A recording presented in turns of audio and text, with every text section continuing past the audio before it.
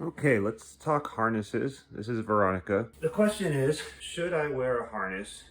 Should I wear an impact vest? And the answer is yes to both of those. A lot of people don't think you should wear a harness because it's wing foiling, you don't need that much wind. But honestly, once you try it, I doubt you'll ever go back because you can rest as soon as you stop pumping, you can hook in and just rest. So let me show you what I've done. This is the harness I currently use. I made it out of a cheap life vest I got from Walmart. I think it was like 40 bucks or something. And then this is the Ride Engine Nug. And then this is some webbing strap.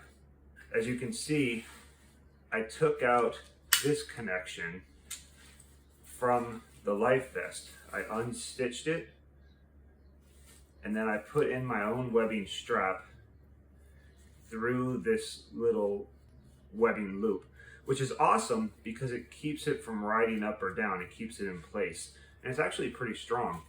The reason that I took out other strap is it just wasn't beefy enough. This strap, as you can see, has an aluminum buckle, which allows me to double it back. So you go in, you go through, and then if I want to, I can double it back like a rock climbing harness, and it will never go anywhere. Plus, this is really strong webbing. I'll put a link in the description to this one. I got it off Amazon. I think it was like 10 bucks, maybe 15 bucks for the webbing strap. The only downside is it stretches. So I have to get it wet in the water before I tighten it up every session, or just re-tighten it when you're in the water. So there's also this other one I bought. This is actually by Black Diamond, the rock climbing company. I haven't tried it to see if it stretches less. It's a little thicker, it's a little less wide, but it's a little thicker, I think. But it could be good, but I'm just using this one because it's the widest I could go and still fit in this strap. You also notice I have two of them opposing. The reason I have that is just because the Ride Engine Nug has a lot of play in it. So just doubling it up is better. You could also, if you could find a doubled up webbing, or, I have the sewing machine. I've thought about just stitching the webbing together, but then it might be hard to double it back. So I'm not sure. I mean, you don't need to use this kind of buckle. You could just use, I was using the Ozone waist harness to do it, or the waist leash attachment thing. And it works, but like, I do think you'll break this buckle eventually, which is not a huge deal. It's not like kite surfing where if you break your harness, you're gonna lose your kite. But like, even with the Nug, like, it's a pretty good system. It has this little Allen key right here, and you just unscrew it to get it onto the webbing and then put it back in. But even with this, I think I've already stress fractured it. So like, if you ride overpowered, you are going to stress fracture it. I'm actually switching this out into a new harness, or new impact vest. I tried to get this one, this Ride Engine one, which is really nice. It's built for like wearing another harness, so there's not actually that much material here. So if you did hit your ribs, I think on the foil, you're still in danger. That's why I'm saying you need an impact vest, because if you hit that rear foil, there's actually been stories of people who have broken a rib and then gotten a pneumothorax, which is the collapsed lung. So pneumo for air and thorax is the chest or whatever. So air in the chest, which is not a good thing. You don't want that. So I'm gonna return this, sadly, because it looks really good. It's a really good looking impact vest. But yeah, I want a better looking impact vest than this Walmart one. So I bought this O'Neill, which is still really beefy on the sides. And so it should really protect from a hit. And I like the all black. So what I gotta see now is, can I take this strap outside and get my webbing straps inside? Because this is a different build. But I think it'll work. And I think it's gonna look really good when it's done. So let me try and do that. It is going to require me to take out these stitches right here, because this is sewed into the life vest. So that's going to be a little challenging. So I forgot to mention, the reason I like the strap up high is for wing foiling, you always have that wing over your head, so it just makes it easier to hook in.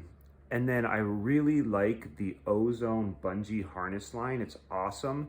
When you're first starting out, you might want to just use some regular cordelette, which is not bungee, so you can get out easily. But once you get comfortable, you're gonna want that bungee because it allows you to hook in and it doesn't fall out, and then you can actually pump while you're hooked in. I'll do a link to kiteboarding.com has a nice video on that bungee line.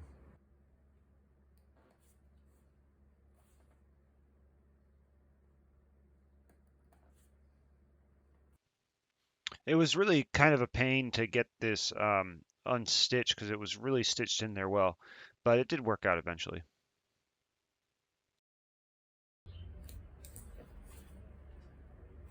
A couple more stitches, but at least I can see them now. Before I couldn't even see the stitches. You know, if I had a seam ripper, that would make this a lot easier. But surprisingly, my sewing machine did not come with one. Oh look, we're through. Oh, there we go. So now we're loose. So that wasn't too bad. It's a little dirty right here. But you know what I could do is, well, no one's gonna see it for the first thing, but the other thing you could do is take some wetsuit repair stuff. What do they call that? Rubber cement type of stuff. And just put a little patch over here just so it looks nicer, just like a clean line. All right, so that looks good. Now hopefully we can get this out. All right, how do we get this out of here? So the bad news is it seems to be attached to something else. I don't know what it is attached to. As you can see, when I pull this, it doesn't go all the way. So this is a problem. What we might have to do is cut it and then just thread the other one over it. Let's see if we can get this all the way through though. That's going to be the real test. It's going to be tough to get it past the back. Once again, not easy to get through. The regular life vest was a lot easier to do, but this is a nicer looking end product. Imagine if I put this in the wrong way. I had to redo it.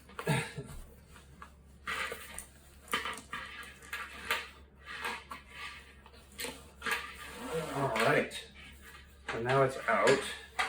So yeah, I'm just gonna cut the one underneath it as short as I can. But who cares? We'll cut it. I'm not even gonna burn the end off. And then same on this side. Oh, look! Oh, it came out when I cut it. So it was just friction after all. Pretty good. All right, let's try it on. Okay, ignore my dirty apartment. That's how I can afford to not be working and wingfoil all the time. Okay, so you'll see we can put the nug on here. And just attach it to the harness right here. And that's pretty good. Now what I do is I do another strap. I do two straps because you know I like everything beefy and never failing. So I take this one, go one way, and then double it back. Because like I said, I don't want it to come out. Just know if you double it back, you know, there's no quick release. And what I do is I slide this around back so it's not in the way. And then I can take this. Well, see, that's the one problem you're gonna have. You're not gonna be able to get, with this actual design, you're not gonna be able to get the hook out of the way as well. Which with the other one, I was able to get the hook over to here for paddling, which was really nice. But let's be honest, this looks a lot better with the all black, in my opinion. But you know, you might say to yourself, why would I do this? Why I can just go buy a harness? Well, this right here, in my opinion, looks really good. This was a fairly expensive impact vest, but you could probably get it online somewhere for like, you know, around $100. But you could just take any old life jacket you have that has those webbing straps. You buy this strap for $15, the nug for $20, you know, $35 in an old life jacket, you have a new harness. But anyway, so that's, yeah, I'm happy with it. I'm okay with not being able to move it to the side too much. I might work on something, but I don't know how it's gonna work. yeah, I guess when I paddle, I'll just have to deal with it. But it looks a lot better. So I didn't like this sticking out too much, so it does look like you can take this, and once you're ready to ride, just kind of shove it back into here, and then that will just keep it from kind of dinging anything up. And then you're just worried about this one putting it around the back. So this is the ozone bungee line, which is so great. And here's me just demonstrating hooking in and how it's nice and easy to hook into. It works really well. It's really gusty and swirly right there. But yeah, you can see you can pump with it hooked in, and it works really well, and you're protected at the same time. So it's a pretty good system.